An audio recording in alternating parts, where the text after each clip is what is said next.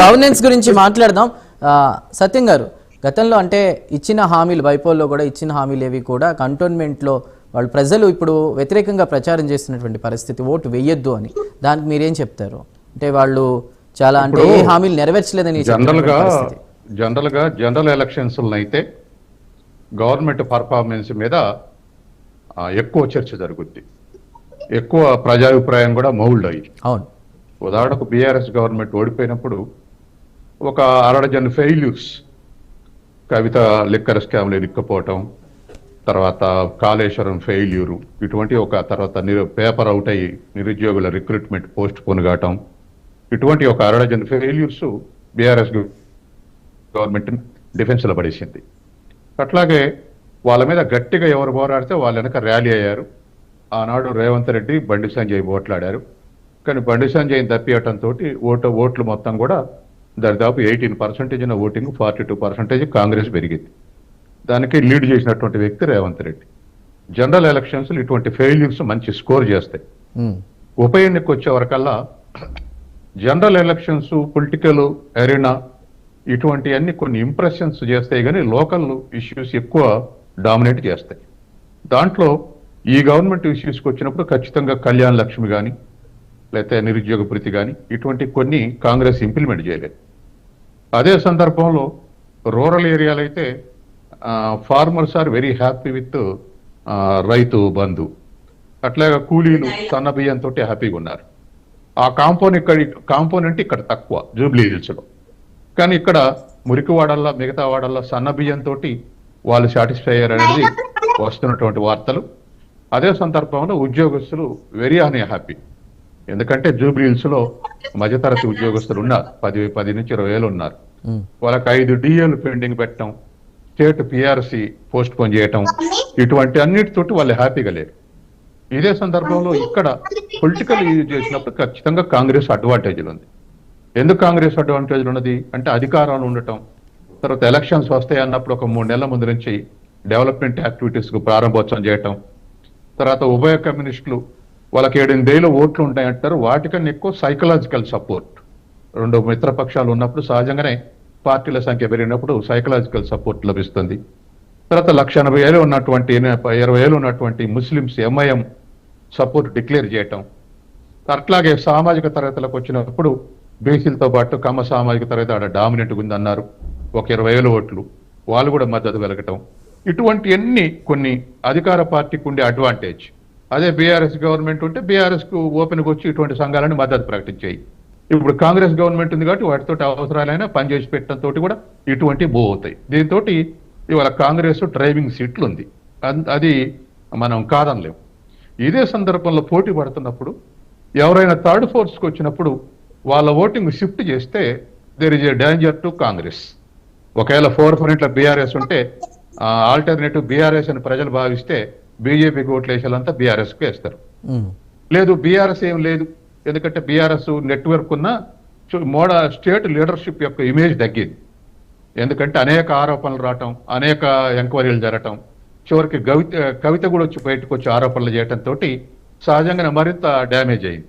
దీంతో అట్లా కాదు బీఆర్ఎస్ కాదు బీజేపీ అనుకున్నారు అనుకోండి, పోలరైజేషన్ వచ్చి అటువంటి వీళ్ళ ఓటింగ్ తగ్గి వాళ్ళ ఓటింగ్ షిఫ్ట్ అయితే అప్పుడు ఖచ్చితంగా కాంగ్రెస్ కాంపిటీషన్ ఉంటుంది. ఇప్పుడు రిజల్ట్ అనేది నా ఉద్దేశంలో కాంగ్రెస్ గెలుపైనటువంటిది ఈ 2 పార్టీల మధ్య ఓటు ఒకటి వీక్ అయి ఇంకోటి వైపు ఓటింగ్ షిఫ్ట్ అయితే ఖచ్చితంగా స్టిఫ్ కాంపిటీషన్ ఉంటుంది. అట్లా కాదు వీళ్ళ ఇద్దరు ఎవరి ఓట్లు వాళ్ళే ఎంచగలుగుతారు, ప్రజల్లో అట్లే ఉంది అనుకుంటే కాంగ్రెస్ ఈజీగా వాకఓవర్ చేసేటువంటి అవకాశం ఉంది.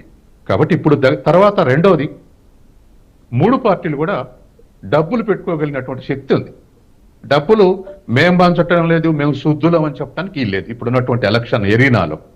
కాబట్టి ఖచ్చితంగా దరిదాపు బీఆర్ఎస్ ఫండే 1,300 కోట్లు ఉంది వాళ్ళ దగ్గర, వ్యక్తులుగా కాంట్రిబ్యూషన్ చేసే వాళ్ళు ఉన్నారు. అట్లాగే richest party BJP in India, అట్లాగే అధికారంలో స్టేట్లో కాంగ్రెస్ ఉంది కాబట్టి వాళ్ళు కూడా కొంత ఇటువంటి ఖర్చులు పెట్టుకునే అవకాశం ఉంది. కాబట్టి ఇది దరిదాపు 1000 నుంచి 5,000 మధ్య ఈనాడు ఉప ఎన్నికల్లో మనం మునుగోడులో చూసాం. పక్కుళ్ళే 5,000 ఇస్తే మాకు 3,000 ఇవ్వటం లేదని మన డిజిటల్నే వచ్చినాయి వార్తలు. అవును. అంటే ప్రజలు కూడా అలవాటు పడి ఉన్నారు, ఇప్పుడైతేనే ఇస్తారు తర్వాత వీళ్ళకి గుర్తుండదని. కాబట్టి రేపు పంచే డబ్బులు కూడా విత్ ఇన్ 24 hours లో ఇన్ఫ్లుయెన్స్ చేసే ఫ్యాక్టర్ అది, డబ్బుల ఫ్యాక్టర్. అంటే పొలిటికల్ ఇష్యూస్ నెల రోజులు 45 రోజుల ముందు బాగా ఇష్యూస్ ఫ్లేర్ అప్ చేస్తాయి. దగ్గరకు వస్తా ఉంటే క్యాస్ట్ రంగంలోకి వస్తుంది, రిలీజియన్ రంగంలోకి వస్తుంది. అంటే ఒకటి పార్టీలు ఇతర పార్టీల మీద అభ్యర్థి యొక్క క్యారెక్టర్, వాళ్ళ ప్రజలతో ఉన్న సంబంధాలు ఇవన్నీ ఎలక్షన్ దగ్గరకు వస్తుంటే ఇవి ఫ్లేర్ అప్ అవుతాయి. ఇందాక ప్రచార సందర్భంలో మాట్లాడారు సత్యం గారు. ఇప్పుడు పార్టీలు వేరే పార్టీ మీద విమర్శలు చేయడం ఓకే, కంటోన్మెంట్ ప్రజలు వచ్చి ఇక్కడ వీళ్ళకి ఓట్లు వేయొద్దు, గతంలో హామీలు ఇచ్చారు అమలు చేయలేదు అంటూ కూడా వాళ్ళు మాట్లాడడాన్ని ప్రజలే చెప్పడాన్ని అసలు ఏ విధంగా చూడాలి? అవి ఇప్పుడు ఎవరి సానుభూతి పరులు వాళ్ళు చెప్తారండి. ఖచ్చితంగా సానుభూతి పరులతో చెప్పించుకొస్తారు. లేకపోతే అప్పట్లకప్పుడు టిల్ట్ అయ్యేటువంటి ఇష్యూస్, మనం నార్త్ లో ఉత్తరప్రదేశ్ ఎలక్షన్లు జరుగుతుంటే కర్ణాటకలో హిజాబ్ ఇన్సిడెంట్ పెద్ద ఫ్లేర్ అప్ చేశారు. అట్లే ఇప్పుడు ఇక్కడ జరుగుతుంటే కంటోన్మెంట్ ఏరియా ఓటర్లు తీసుకొచ్చి ఇక్కడ ప్రచారం, ఇవన్నీ పొలిటికల్ టాక్టిక్స్. ఒకే పేరున్న వాళ్ళతో నామినేషన్ వేయించడం, ఒకే కులం వాళ్ళతో నామినేషన్, ఇవన్నీ ఆ ఎలక్షన్ టాక్టిక్స్. అవి కాదు అసలు జనరల్ ప్రజల యొక్క ఒపీనియన్ ఎట్లుంది, వీళ్ళ మీద క్యాండిడేట్ ఎంతకు దగ్గరగా ఉన్నారు, ప్రజలకు ఎక్కువ పరిచయం అయితే ఎక్కువ ఓట్లు వేస్తున్నారు. మరి బలకర ఇప్పుడు ఎలక్షన్ లో ఇంకోటి కూడా వచ్చింది కొత్తది, ఏమిటంటే కమర్షియలైజేషన్ వచ్చినాక అటాచ్మెంట్ తగ్గుతుంది. అటాచ్మెంట్ తగ్గినాక అభ్యర్థి దూరంగా ఉంటే ఓట్లు వేయట్లేదు, ఈయన ఎప్పుడు కనపడడం గుర్తుపట్టడం. అదే ప్రజల మధ్య పలకరించుకు తిరిగారనుకోండి, పలకరించుకు రెస్పెక్ట్ ఇచ్చారనుకోండి, ప్రజలు ఇవాళ సెల్ఫ్ రెస్పెక్ట్ ఎక్కువ కోరుకుంటున్నారు. తనకు సహాయం చేయకపోయినా మనిషిని గుర్తించి ఇంట్లో పోతే కూర్చోండి, తర్వాత ఏమిటి విషయం అని అడిగితే ఎక్కువ అటాచ్ అవుతున్నారు ఎమ్మెల్యేకు. కాబట్టి ఇటువంటివన్నీ ఏ క్యాండిడేట్ ఈ విధంగా గత 2 ఏళ్లుగా ప్రజలతోటి బిహేవ్ చేశారు, దగ్గరగా ఉన్నారు, ఇటువంటి విషయాలు కూడా ఇప్పుడున్నటువంటి ఉప ఎన్నికల్లో ఇన్ఫ్లుయెన్స్ ఫ్యాక్టర్ చేసే అవకాశం ఉంది. ఇంటర్నేషనల్ పాలిటిక్స్, నేషనల్ పాలిటిక్స్ ఉప ఎన్నికలో ఏదో కొంత ఇమేజ్ ఉండొచ్చు, కానీ ఇవాళ మాత్రం లోకల్ ఇష్యూస్ డామినెంట్గా ఉండే అవకాశం ఉంది.